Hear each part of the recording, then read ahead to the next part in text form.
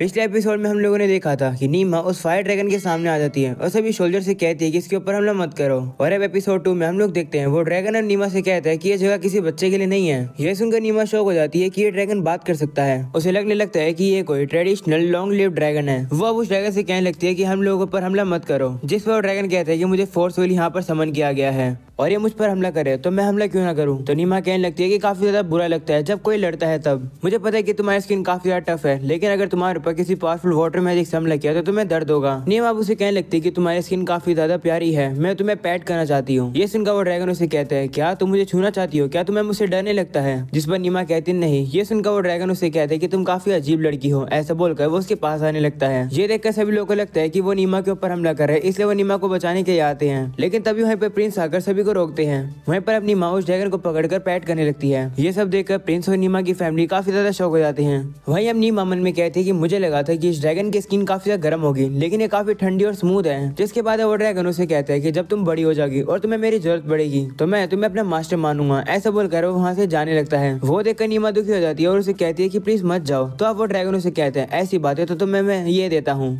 ऐसा बोलने के बाद वो उसे एक ऑर्ब देता है और कहते हैं कि हमें कनेक्ट करके रखेगा, इसे हमेशा अपने पास रखना और तुम जैसा चाहो इसका फॉर्म बदल सकती हो। तो अब नीमा थोड़ा सोचती है और अब वो उसका फॉर्म चेंज कर उसे एक बैग में बदल देती है। ये देखकर वो ड्रैगन उसकी तारीफ करता है और कहते हैं कि ये ऑर्ब हम दोनों को मेंटली कनेक्ट करके रखेगा। इसका यूज करके तुम मेरे मैजिक को भी यूज कर पाओगी, जिससे अगर तुम कभी खतरे में होगी तो वो तुम्हारी मदद करेगा। तो नीमा उसका शुक्रिया करती है और उससे उसका नाम पूछती है, जिस पर वो बताता है कि मेरा नाम सोल है। ऐसा बोलकर सोल अब वहाँ से चला जाता है। जिसके बाद अब सभी लोग नीमा के पास आते हैं। उन्हें अब उसकी चिंता हुई थी। सभी लोग आकर नीमा को गले लगाते हैं। वहीं पर प्रिंस भी आकर नीमा को छेड़ने लगते हैं और कहते हैं कि मैं खुश हूँ कि तुम सेफ हो। ये सुनकर नीमा सोचने लगती है कि अजीब प्रिंस मेरी चिंता कर रहा था, वो भी अजीब तरीके से, बड़ा सही है। तो जिसके बाद अब प्रिंस नीमा के डैड से कहते हैं कि इन सब के बारे में कोर्ट मैजिक को इन्फॉर्म करो। तो वो मान जाते हैं। जिसके बाद प्रिंस कहने लगता है कि आप पैलेस को जरूर नीमा की जरूरत होगी। तभी नीमा के डैड कहते हैं कि पैलेस में जितने भी लोग होंगे वो मेरे ख्याल से नीमा को तो एक्सेप्ट करेंगे नहीं, लेकिन कोई बात नहीं, अगर ऐसी बात होगी तो मैं बस उन्हें मार दूंगा। वहीं ये सब कुछ देखकर नीमा सोचने लगती है कि मैंने कुछ गलती कर दी क्या। अगले सीन में अब हम लोग देखते हैं कि वो लोग अब किंग से मिलने के लिए जाते हैं। वहीं नीमा देखते हैं कि वहाँ पर तो काफी सारे इंपॉर्टेंट लोग खड़े हैं। जिसके बाद किंग अब उन लोगों से कहते हैं कि माफ करना, मैं तुम लोग को यहाँ पर इस तरीके से समन किया, लेकिन बस मैटर के बारे में डिस्कस करना चाहता हूँ जिसमें फायर ड्रैगन इन्वॉल्व था।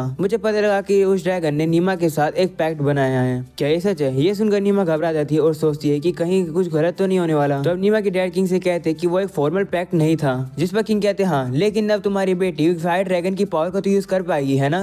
जिस पर वो कहते हैं हाँ, उस ड्रैगन ने नीमा को ऐसे पावर दिया जिससे कि नीमा मदद कर सके सभी की, या फिर अपनी मदद कर पाए। उसे होली बीस्ट की ब्लेसिंग नहीं मिली है। ये सुनकर नीमा सोचने लगती है कि होली बीस्ट की ब्लेसिंग क्या होती है। तो किंग अब उन लोगों से कहते हैं कि क्या मैं ये बात मान लूं कि नीमा फायर ड्रैगन की पावर का यूज नहीं करेगी किंगडम के खतरे के लिए। तो नीमा के डैड कहते हैं नहीं, मैं डे लैंड ऑस्फे हूँ, मैं अपने नाम की कसम खा के कहता हूँ कि नीमा ऐसा नहीं करेगी। ये सुनकर नीमा सोचती है कि मेरे डैड ने वो वाली कसम खा ली है जिसमें अगर वो कसम टूटी तो वो मर जाएंगे। जिसके बाद अब किंग कहने लगते हैं ठीक है, मैं तुम्हारी बात पर मानता हूँ, लेकिन क्या हमें पता लग पाया कि ऐसा क्यों हुआ था। तभी रॉयल मैजिकल रिसर्च सेंटर का डायरेक्टर सेल्जर वहाँ आता है और कहता है कि मैं एक्सप्लेन करता हूँ। इसमें कोई भी शक नहीं है कि समनिंग सर्कल यूज हुआ था, तो कोई भी इनकरेक्ट चैंटिंग नहीं हुई थी। स्पेल कास्ट करने वाले की कोई भी गलती नहीं है। लगता है कि ये एक सुपरनेचुरल फोर्स है या फिर ये सब कुछ गॉड ने कराया है। ये सुनकर नीमा गुस्सा हो जाती है कि ये सब गॉड का काम है। लगता है कि वो चाहते थे कि मैं सभी लोगों से इंटरेक्ट कर पाऊं। तब यहाँ पर चर्च ऑफ डिवाइन क्रिएशन का हाई प्रीस्ट आता है और किंग से कहता है कि मुझे तो लगता है कि ये सब गॉड और डिवाइन क्रिएशन की इच्छा थी। गॉड आपसे ग्रेट चीजें एक्सपेक्ट करते होंगे, इसलिए तो हमारे लैंड में होली बीस्ट रहते हैं, इस होप में कि जो ह्यूमंस है वो होली बीस्ट से ऊपर रहे। ये सुनकर नीमा सोचती है कि क्या ये प्रीस्ट वही पर्सन है जिसके बारे में गॉड बात कर रहे थे, ऐसे लोग जो कि दूसरी जाति को नीचा दिखाते हैं। उसे देखकर प्रिंस उसे कहते हैं क्या हुआ, तुम इतनी जल्दी बोर हो गई क्या। अगर तुम बोर हो रही हो क्या तुम लार्स के साथ खेलोगी। तो किंग प्रिंस से कहते हैं कि हाँ, ये काफी अच्छा आइडिया है। वैसे भी नीमा को यहाँ जो भी बातें हो रही है समझ तो आ नहीं रही होगी। जिसके बाद अब लार्स वहाँ पर आता है और अब प्रिंस उसके कान में कुछ बोलता है। जिसके बाद लार्स अब नीमा को अपने साथ ले जाता है। नीमा अब जाकर उसे अपने हाथों से खाना खिलाने लगती है, जिसे देखकर सभी लोग शौक हो जाते हैं कि वो उसे अपने हाथों से खिला रही है। वहीं पर अब उसके हाथ गंदे हो जाते हैं तो एक मेड वहाँ पर आती है और उसके हाथ को साफ करती है। नीमा अब खुश होकर उसका शुक्रिया करती है। तब वो मेड भी थोड़ी सी पिघल जाती है, लेकिन अब वो उसे कहते हैं कि मैं वर्दी नहीं हूँ। ऐसा बोलकर वहाँ से चली जाती है। वो देखकर नीमा सोचने लगती है कि ये क्या था। चलो चाहे कुछ भी हो, मैं तब लार्स के साथ काफी इंजॉय करूंगी। जिसके बाद हम लोग देखते हैं कि वो लार्स के साथ खेलते हैं वहीं पर सो जाती है।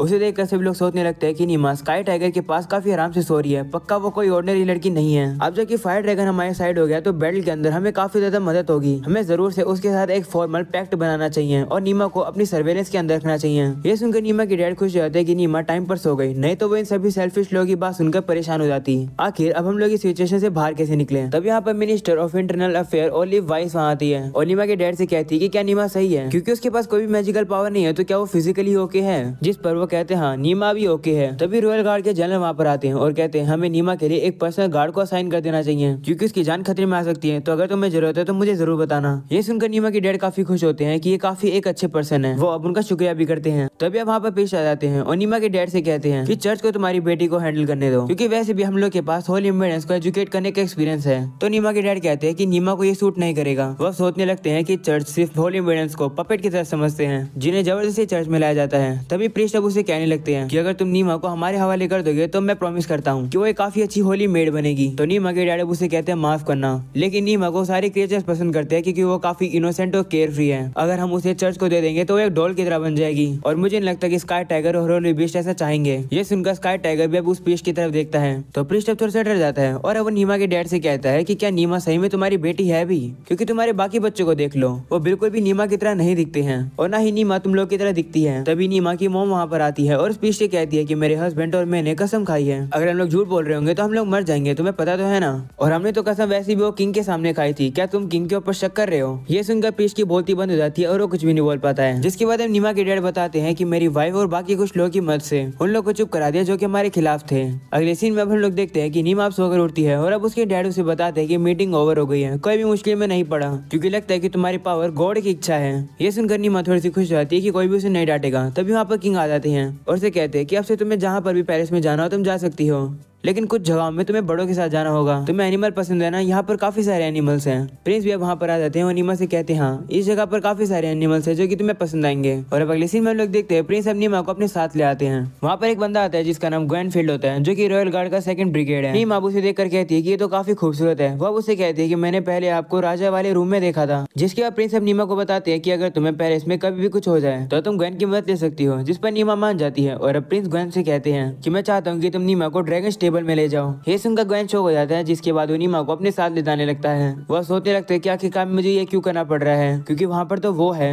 वही उसे देखकर नीमा सोचने लगती है कि मुझे नहीं लगता कि ग्वेन को बेबी सिटिंग करना अच्छा लगता है, लेकिन मुझे काफी सारे ड्रैगन्स को पैट करना है तो मुझे इसके साथ चलना ही पड़ेगा। वो लोग वहाँ पर पहुंच जाते हैं। उन्हें वहाँ पर एक बंदा मिलता है। वो उनसे कहता है कि प्रिंस ने मुझे बता दिया है। वो अब नीमा के पास आकर कहते हैं कि तुम स्टेबल देखना चाहती हो ना। उसे देखकर नीमा सोचती है कि तो काफी ज्यादा अच्छा पर्सन है, ये नीचे आके बैठ गया मेरे पास। वो अब उसे अपने इंट्रोडक्शन देती है तो वो वही बताता है कि मैं ड्रैगन नाइट्स का कैप्टन हूँ, मैं नाम डैन येट्स है। तभी ग्वेन उसे कहते हैं कि तुम बिल्कुल भी नहीं बदले हो डैन, पेरिस में कभी भी तुम्हें सुपीरियर लोग मिल सकते हैं, तुम्हें अच्छी सी ड्रेस पहननी चाहिए। ये देखो मेरी ड्रेस और तुम्हारी ड्रेस देखो कितनी गंदी हो रही है। ये देखकर नीमा सोचने लगती है कि ये लोग तो आपस में लड़ने वाले हैं। नीमा पीछे कुछ सोल्जर्स की बात सुनती है। वो लोग कहते हैं कि ये लोग वापस से लड़ रहे हैं। रॉयल एकेडमी के अंदर ये दोनों सेम क्लास में पढ़ते थे और तभी से एक दूसरे से ये कम्पीट करते आ रहे हैं। वो दोनों आपस में अभी भी लड़ ही रहे होते हैं। तभी नीमा कहते हैं कि मुझे ड्रैगन्स को देखना है। ये सुनकर डैन अब उसे माफी मांगता है और कहता है हाँ इस तरफ आओ, लेकिन मेरे साथ ही रहना, नहीं तो ड्रैगन तुम्हें खा जाएंगे। इसके बाद अब वो लोग वहाँ पर आते हैं और काफी सारे ड्रैगन्स को देखते हैं जो कि थोड़े बहुत डायनासोर की तरह लग रहे थे, लेकिन एनीमे के लोग इन्हें ड्रैगन बुला रहे हैं तो हम लोग भी इन्हें ड्रैगन बुलाएंगे। वहीं पर डैन नीमा को बताने लगता है अलग अलग ड्रैगन्स के बारे में।